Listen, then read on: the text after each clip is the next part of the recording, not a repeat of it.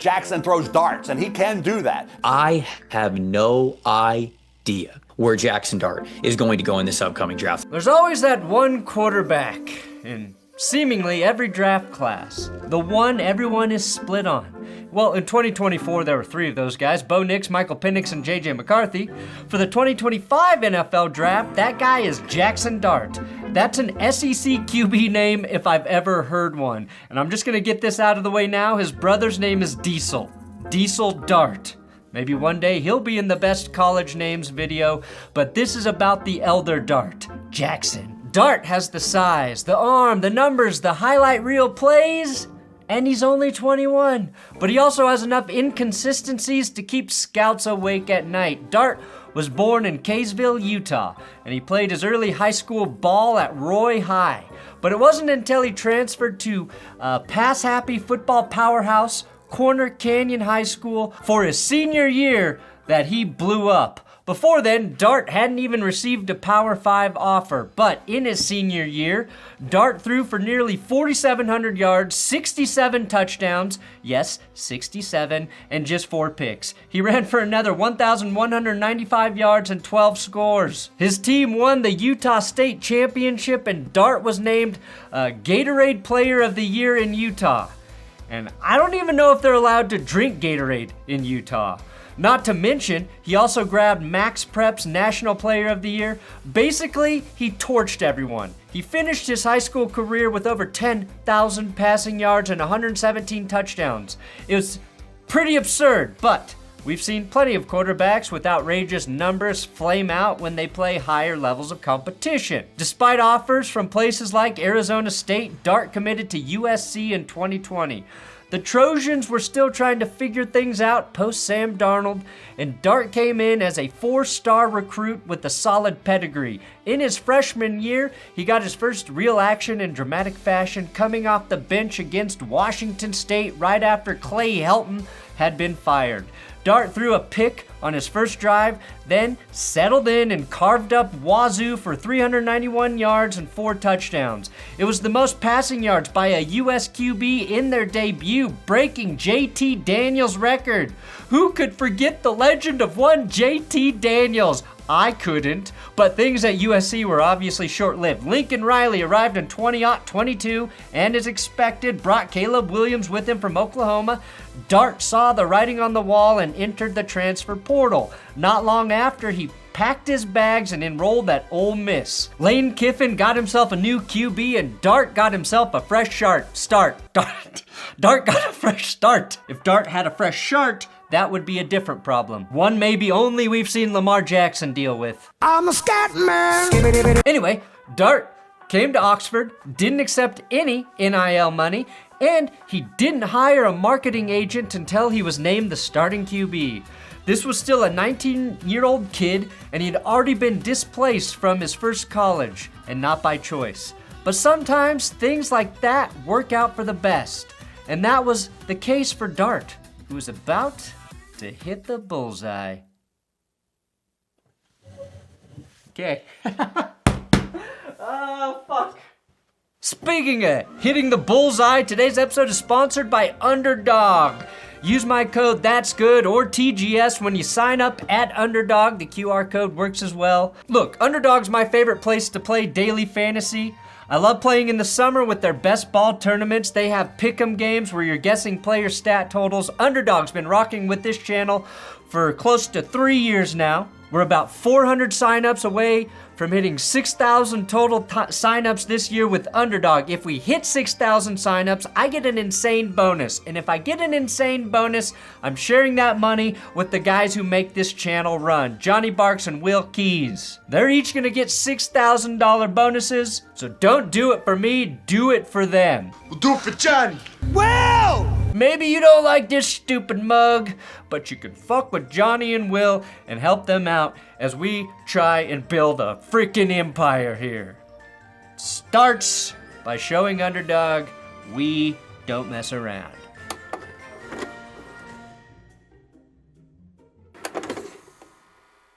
At Ole Miss, Dart took over the starting role and became a steady, though sometimes inconsistent, presence in Lane Kiffin's high-octane, RPO-heavy offense. His first season in Oxford was decent, but 2024 was where things clicked. He threw for over 4,200 yards, 29 TDs, and just 6 interceptions. His passer rating of 180.7 led the entire FBS. Statistically, he was one of the best quarterbacks in college football, but when you start to seriously evaluate Dart as an NFL prospect, it's not all clean. But let's do the good stuff first, okay? Dart has a live arm. He throws with velocity, and he can hit all the throws you'd want from an NFL starter. Deep outs, layered throws over the middle, and downfield shots off of play action.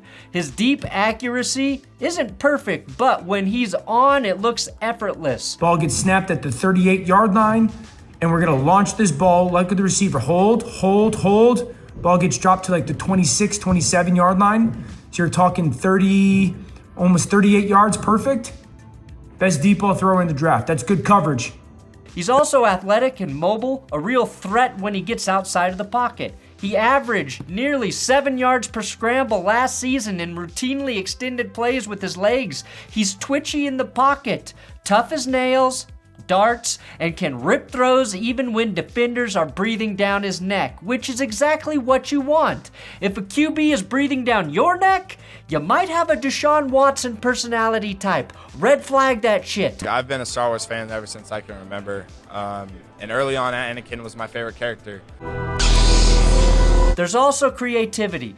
Dart's not just a robot out there executing the coach's play. He reacts to chaos and makes shit happen. Against Duke last year, he was flushed out of the pocket to his left and hit a receiver in stride on a deep bomb. If you just watched that play, you would say, holy shit, this guy is a slam dunk #1 overall pick.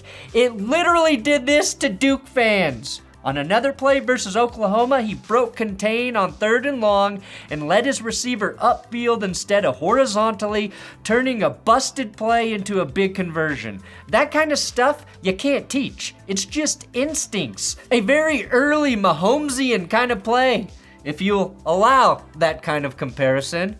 But here's where things get murky, okay? A big chunk of Dart's production came from Ole Miss's schemed up offense. Kiffin's system is designed to get the first read open. A lot of pre-snap motion, spacing concepts, and RPOs. It's not that Dart can't go through progressions, but he wasn't asked to do it often. Like a lot of college quarterbacks. When his first read was covered, he looked a little slower processing what came next. You'd see him hopping between reads instead of smoothly resetting his feet. He's got a tendency to wait until a receiver is obviously open before throwing instead of anticipating and throwing a beat early.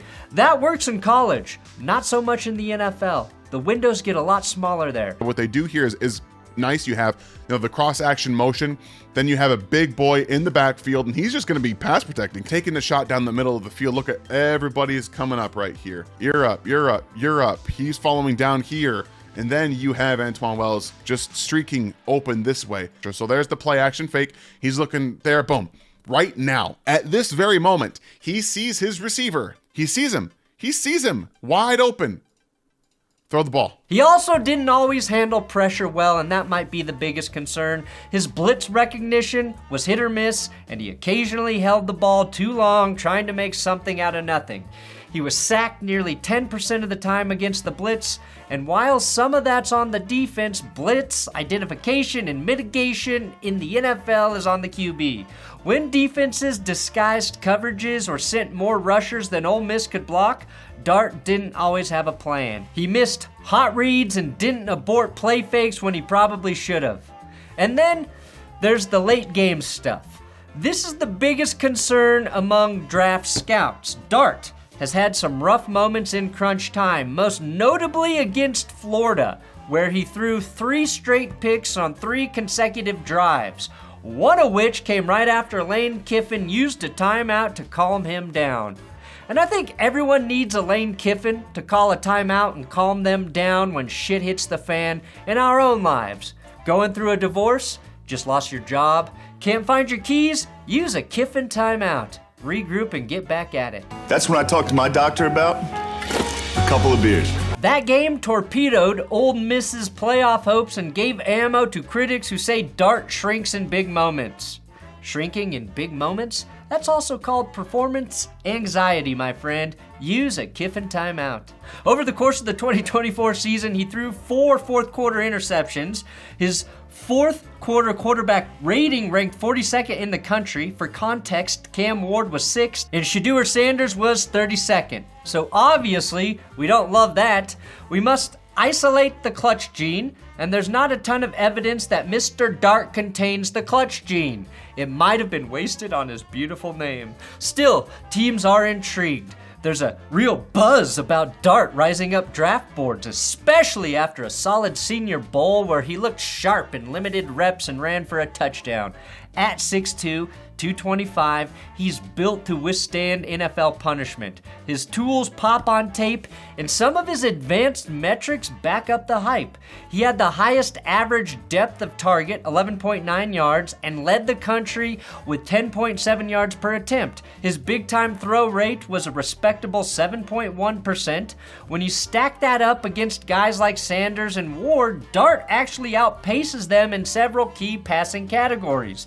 I really liked that Dart decided to throw at the Combine in a year where the presumed top 2 QBs picked to wait until their pro day to throw. He's probably a first-round pick, but he wanted the opportunity to boost his stock, and he threw the ball pretty well. A ton of quarterbacks looked totally out of sync at the Combine, but Dart was ripping some balls on time and on the money, so that decision to throw will likely pay off and increase his stock. To me, he's kind of in that Will Levis draft territory, where he could be drafted late in the first round or very early in the second. What we didn't see at the Combine is how good of a scrambler Dart really is, and he can move. Back in 2022, Dart ran for 614 yards, and last year he rushed for 495. Is he Lamar Jackson or Josh Allen? No, but he does have that extra dimension of athleticism and creativity that could carry him early in his career while he fine-tunes his pocket passing. The thing I like about Dart as a runner, too, is he runs through the defense. He doesn't bounce it. It's between the tackles. Good vision and everything. He knows how to tempo it. Anyways, he's a good athlete. He's a good athlete. Now, some analysts have him going late in the first round. CBS Sports' Pete Prisco has him mocked to the Steelers at number 21, even if Pittsburgh signs Aaron Rodgers. The idea there would be to let Dart sit for a year, learn behind a Hall of Famer, and then take over. That's honestly the dream scenario for him. The Steelers don't have a true long-term answer at quarterback, and grooming Dart could pay off in a big way. The Steelers are, of course, a very conservative franchise. We're talking about a team that's drafted Kenny Pickett as their only first-round QB since Big Ben Roethlisberger back in 2004. That's a team that needs to take a big swing to get themselves out of NFL purgatory, and Dart might be the kind of guy who either takes them up a notch or completely flames out and finally forces them to hit rock bottom and then press that reset button. As I do from time to time, I was reading through some of his old press clips back from high school. And Dart did say to the Desert News that he does not like to play in the cold. I'm not sure how many quarterbacks actually enjoy playing in the cold, but rest assured that will come up somewhere in the draft process. I guess it just did. I might have outed you there. Sorry, Jackson, but I am for real. I am for real. Other teams rumored to be interested in Dart? Well, the Jets at number 7, though that feels a little rich, unless they're bluffing to bait a trade. The Rams could be a sleeper team if Dart falls into the 20s, especially with Matthew Stafford nearing the end, and offensive coordinator Mike LaFleur likely intrigued by Dart's skill set. Of course, not everyone's buying in. Bleacher Report's Dame Parson has Dart as the number 58 overall player and QB number 4 in this class. Some teams don't see him as a first rounder at all, largely because of how much of a leap he'll need to make from Kiffin's offense to a pro-style system. He'll need time to learn how to take snaps under center, read full field progressions, and clean up his footwork. The big question: will any team give him that time? The other question: was this throw by Dart against Duke his Zach Wilson Pro Day throw? Are evaluators getting too enamored by one insane toss and using it to outweigh the more substantive flaws? Regardless, this is the ultimate Dart throw. of the 2025 NFL Draft. In today's NFL, quarterbacks drafted in the first round rarely get to sit and develop quietly, but that's what Dart probably needs the most. He's not as raw as some of the guys taken in past years, but he's not a plug-and-play QB either. If he lands with a team that rushes him onto the field, there's a real chance he struggles early. If he's allowed to grow behind the scenes, he could become something special. The Rams are the only playoff team who might draft a QB at the end of the first. In addition to the Jets, I'd also keep an eye on the Red Eyes as a team who could draft him at the top of the second round. With Aaron Glenn and Pete Carroll taking over both of those teams, I like both spots as being incredibly positive situations for Dart. I'll give the edge to the Raiders because I think Geno Smith is the better veteran QB to sit behind, as Justin Fields is still trying to prove he can be an NFL QB. So where does that leave us? Jaxson Dart is a bet. A high upside swing in a quarterback class that lacks a clear-cut number one. There's going to be a de facto number one, but it's not like it's been in previous years. He's got the arm, he's got the build, he's got the perfect flowing golden locks of hair that will make your conservative dad secretly jerk off to him in shame. He's got the flashes, but he also has some bad habits and hasn't consistently shown he can carry a team in the fourth quarter. Whether you see him as QB3 or QB5 probably says more about your drafting philosophy than anything else. But one thing is for sure, Dart's name is going to come up a lot between now and the NFL Draft.